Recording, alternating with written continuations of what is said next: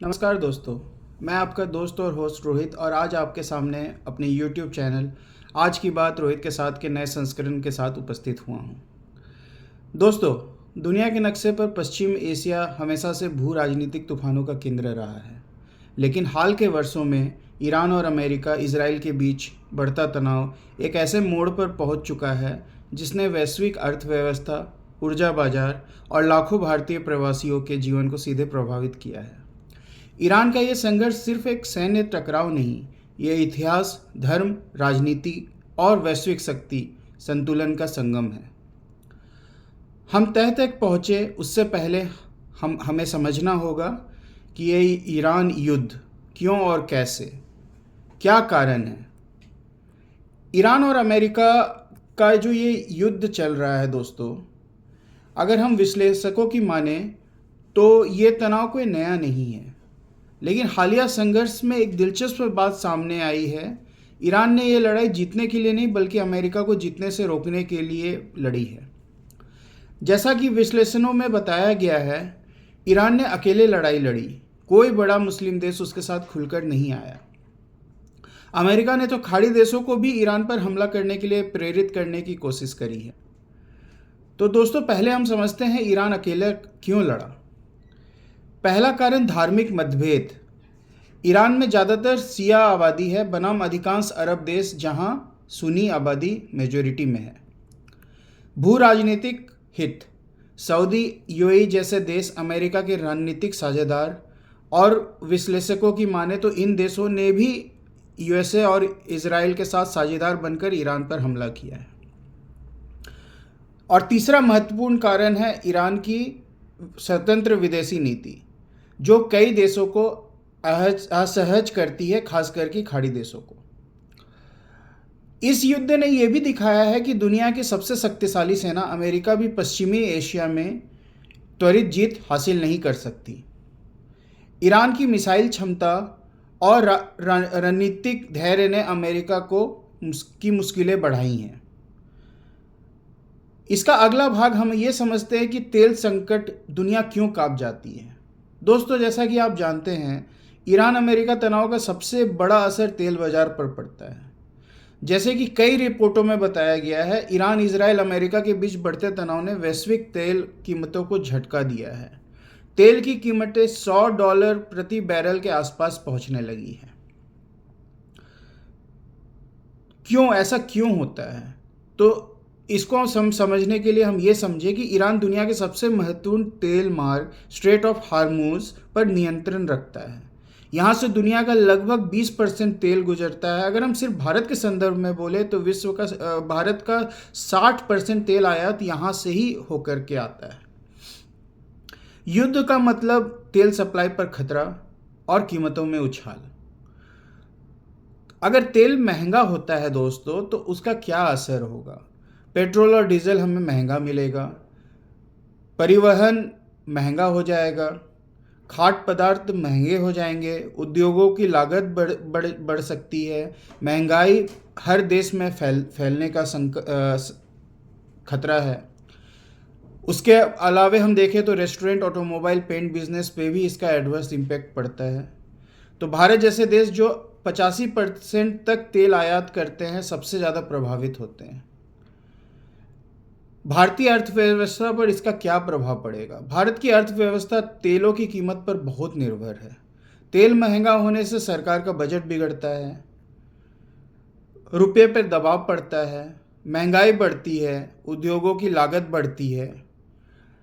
जैसा कि समाचार विश्लेषणों में बताया गया है, भारत में एलपीजी और गैस की कीमतें भी वैश्विक संकट के कारण प्रभावित होती हैं।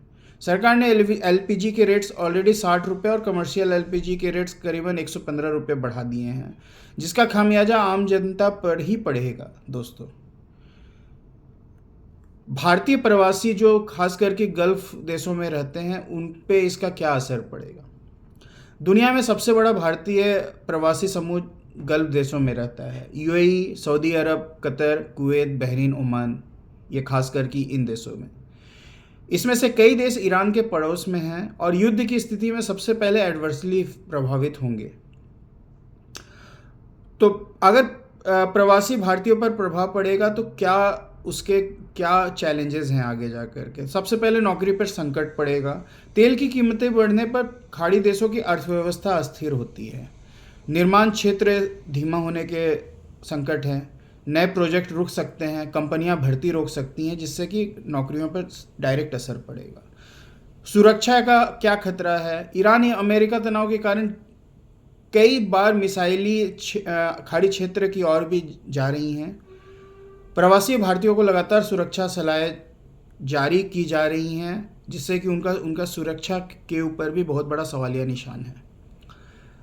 रेमिटेंस पे क्या असर पड़ेगा? भारत को हर साल लगभग 100 अरब डॉलर का से सिर्फ रेमिटेंस में मिलता है दोस्तों, जिसमें से 50% खाड़ी देशों से आता है।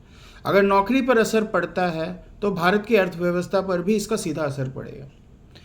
तेल महंगा मतलब महंगाई का बढ़ना, प्रवासियों की बचत कम होना। गल्फ में रहने वाले भारतीयों की कमाई का बड़ा हिस्सा भारत भेजा जाता है। महंगाई बढ़ने से उनकी बचत कम होगी दोस्तों। और अंत में सबसे बड़ी बात, इस युद्ध से सबसे बड़ी क्षति ये पहुंचती है कि रशिया, जो हमेशा से भारत का ऑल वेदर फ्रेंड रहा है, वो भी आपदा में अवसर देख रहा है। और ट्रंप एडमिनिस्ट्रेशन ने जो भारत सरकार को 30 दिन का विंडो दिया है रशिया से तेल लेने के लिए, अब रशिया ने प्रस्ताव दिया है कि पहले रुपीज़ में हम तेल खरीदते थे उनसे, जो कि सब्सिडाइज रेट में होता था। अब प्रेजेंट सिचुएशन में वो $4 प्रति बैरल का एक्स्ट्रा प्रीमियम में तेल बेचेंगे, जिससे कि भारत के सरकारी राजस्व पे एक्स्ट्रा बर्डन पड़ेगा। इस युद्ध के मद्देनज़र एलपीजी की कीमत ₹60 और कमर्शियल गैस की कीमत ₹115 ऑलरेडी बढ़ा दी गई है। मतलब हर तरफ से न्यूट्रल डिप्लोमेसी की मार हमारा भारत देश ही महसूस कर रहा है दोस्तों। भारत की रणनीति क्या होनी चाहिए? संतुलन का खेल है दोस्तों। भारत की विदेश नीति हमेशा से संतुलन पर आधारित रही है। हमें यह नहीं भूलना चाहिए कि ईरान भारत का ऊर्जा साझेदार है, अमेरिका भारत का रणनीतिक साझेदार है और इजराइल भारत का रक्षा साझेदार है। तो इसलिए इस न्यूट्रल डिप्लोमेसी के कारण भारत हर बार सावधानी से बयान देता है, ना किसी के पक्ष में ना किसी के खिलाफ। लेकिन जो न्यूट्रल डिप्लोमेसी है उसका कभी कभी एडवर्स इफेक्ट भी पड़ता है, वो हम देख भी पा रहे हैं दोस्तों। तो ऐसे हालात में भारत की प्राथमिकता क्या होनी चाहिए? भारत की प्राथमिकता ये होनी चाहिए कि तेल की सप्लाई सुरक्षित रहे, खाड़ी देशों में भारतीय जो मौजूद है वो सुरक्षित रहें, क्षेत्र में स्थिरता बनी रहे। अंतिम निष्कर्ष हम आज के इस डिस्कशन में हम यहाँ तक पहुँचेंगे कि ईरान युद्ध सिर्फ एक क्षेत्रीय संघर्ष नहीं, ये वैश्विक अर्थव्यवस्था, ऊर्जा सुरक्षा और लाखों भारतीयों के भविष्य से जुड़ा हुआ है। तेल की कीमतें, भू राजनीतिक तनाव और खाड़ी देशों की स्थिरता, ये तीनों मिलकर भारत के लिए एक चुनौतीपूर्ण समीकरण बनाते हैं।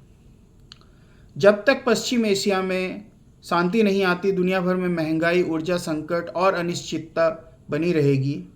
और इन सब के बीच भारतीय प्रवासी, भारतीय अर्थव्यवस्था और भारत की विदेश नीति, तीनों को लगातार बदलते हालातों में तालमेल बैठाना होगा। प्रिय दोस्तों, इस युद्ध के कारण भारतीय अर्थव्यवस्था पे क्या असर पड़ेगा? हम क्या तेल और एलपीजी की कीमतों की वृद्धि से अपने आप को प्रोटेक्टेड रख पाएंगे? अगर आपके पास इसका सही उत्तर है तो ज़रूर साझा करें और बताएं आपको मेरा कंटेंट कैसा लगा। अगर मैं और आप भागीदार बने तो इस चैनल को एक माध्यम बनाना है। ऐसे वैल्यू एडिशन टॉपिक्स या देश और दुनिया में घटित कोई भी घटना को हम आपके साथ साझा करेंगे। इसी सहयोग और प्यार की चाह के तहत फिलहाल आपसे आज्ञा लेता हूँ। जल्द ही मिलेंगे एक नए टॉपिक के साथ। तब तक अपना ख्याल रखिए, ध्यान रखिए, स्वस्थ रहिए। जय हिंद, जय भारत, नमस्कार दोस्तों।